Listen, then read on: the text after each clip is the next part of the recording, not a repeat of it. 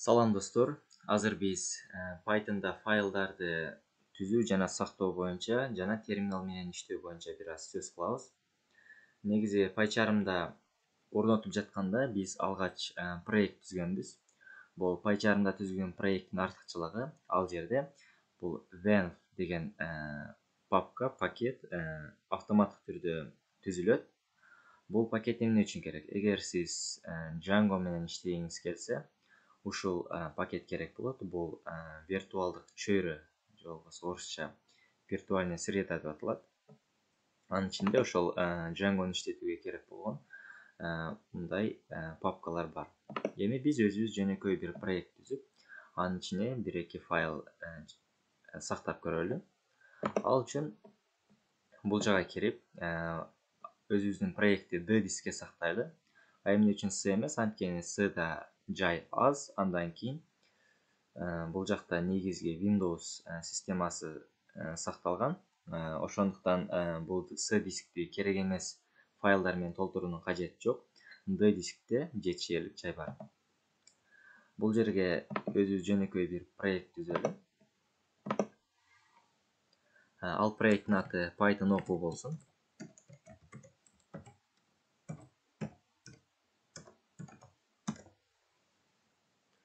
Жана бул папканын ичинде бир Python файл түзүш керек. Ушулардын арасында сизде мүмкүн Python файл деген болуп калышы мүмкүн. Азыр менде жок. Ошондуктан мен булардын каалаганынан бирөөнү, мисалы үчүн текстовый документ деген басайын. Ушунан эле бул текст деген кеңейтилиштин ордуна py деп жазып койсом, бул Python файлга айланып калат. Мен аны толук өчүрүп test.py Python файл ушундай болуп түзүлөт. Эми enterди бассам, бул жакта мына Python файл түзүлдү. Эми ушул папканы бул жакта PyCharm'да кантип ачуу керек? Ал үчүн бул жерде файл деген бөлүм бар. Аны басып, бул жакта open деген бөлүм бар. Аны бассак, бул жакта папкалар чыгат. Биз андан азыр ушул жерде турат. Караңыздар, бул азыркы турган проект ушул жерде. Эми биз D дисктен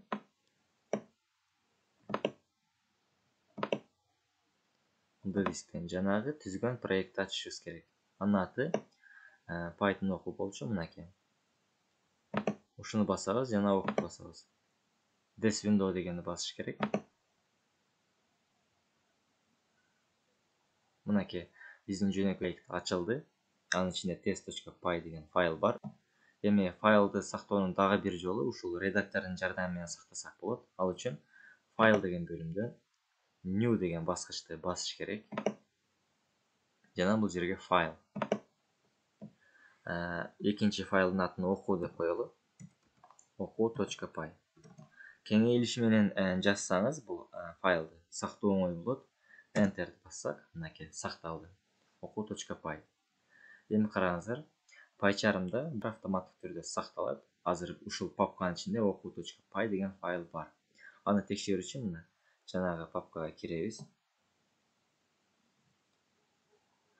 Анын ичинде караңыздар, мына эки файл пайда болду. Жана бул жакта идея деген бир папка пайда болуптур. Анын ичинде мына, анткени биз бул жака бул проект катары ачканбыз. Ошондуктан бул кошумча пайда болгон. Анын ичинде эмнелер бар экендигин буларды кийинчерээк кеңирээк токтолобуз. Азыр эми бул файлдарды терминалдын жардамы менен иштетип көрөлү. Ал үчүн бул жага бир жөнөкөй код жазалы. Мисалы үчүн print салам. Ушуну экранга чыгаралы. Эми аны терминалда иштетүү үчүн бул жактан терминалды ачуу керек. Издөөдөн cmd деп жазабыз. Ушундай cmd деп жазып, enterди басабыз. Андан кийин мына бул жакта бизде терминал ачылды. Бул терминалдын жардамы менен биз Python консолду да ачсак болот. Ал үчүн жоңуна Python деп жазып, enterди бассак, мынакей Python консоль ачылат. Консольдон чыгуу үчүн exit деген сөздү жазып, бул жакта кашаны унутпоо керек. Эми enter'ди бассак, мынакей консольдон чыкты. Азыр биздин терминал ушул C дисктин ичиндеги user папка, анын ичинде admin деген папканын ичиндеги файлды ачалат. Биз D дисктин ичинде жанагы Python окуу деген папкага киришибиз керек. Эң алгач D дискти ачуу үчүн бул жака негизги сөз cd, андан кийин чоң D, бул жака кошточка, андан кийин бул белги. Бул белгини мунун ар жагы папканын атын жазсак болот. Бирок азыр мен жөнөкөй болуш үчүн жөн гана C дисктин өзүн ачайын. Enter'ди басып, эми бул жерге чоң D, кошточка, андан кийин Enter. Мына D диск ачылды. Эми D дисктин ичинде эмнелер бар экендигин текшериш үчүн бул жака dir деген сөздү жазабыз.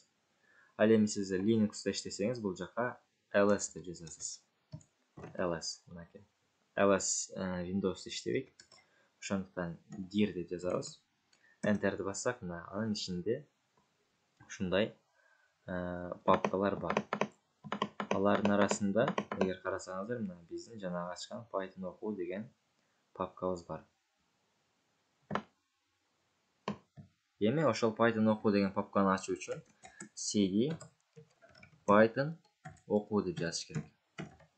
Enter'ди бассак, мынакей биз азыр ушул папкадабыз. Анын ичинде эмнелер бар экенин текшериш үчүн dir'ди басып Enter'ди басабыз жана мынакей анын ичинде test.py, oku.py деген эки файл жана idea деген бир папка бар. Эми бул жерде биз жана код жазган файлды ачышыбыз керек. Ал бизде oku.py болчу. Аны иштетүү үчүн бул жерге негизги сөз Python, андан кийин папка файлдын атын жазышыбыз керек. Бизде ал oku.py болчу. Enter'ди бассак, мына салам деген жазуу экранга чыкты.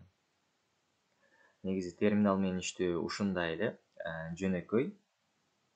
Мындан кийинки сабактардын баардыгын ушу терминал менен иштөөгө аракет кылам. Жана дагы айтып кетчү нерсе, бул PyCharm автоматтык түрдө жазылган кодду бул файлга сактайт жана текшерет. Эгер биз бир ката кетирсек, ушундай бир кашаны унутуп койсок, жана PyCharm автоматтык түрдө бизге катаны айтып берет. Мына бир ката. Эгер катаны бул жерди бассак, мынакей ал жерде мына айтып турат кандай ката бар экендиги. Же каша калып кеткен, же өтүрүк калып кеткен деген мына ушундай катаны чыгарып берди. Мына кызыл сызык болуп турат. Биз аны оңдоп койсок, мынакей кайра оңдолду. Андан кийин мынакей дагы бир ката кетирели, мисалы үчүн барабар деп эле жөн эле калтырып коелу. Мына бул катаны автоматтык түрдө аныктады жана бизге ката деп чыгарып берди. PyCharm'дын артыкчылык жери ушундай. Ушуну менен бүгүнкү сабак аягына жетти. Көңүл бурганыңыздар үчүн чоң рахмат. Кайрадан көрүшкөнчө.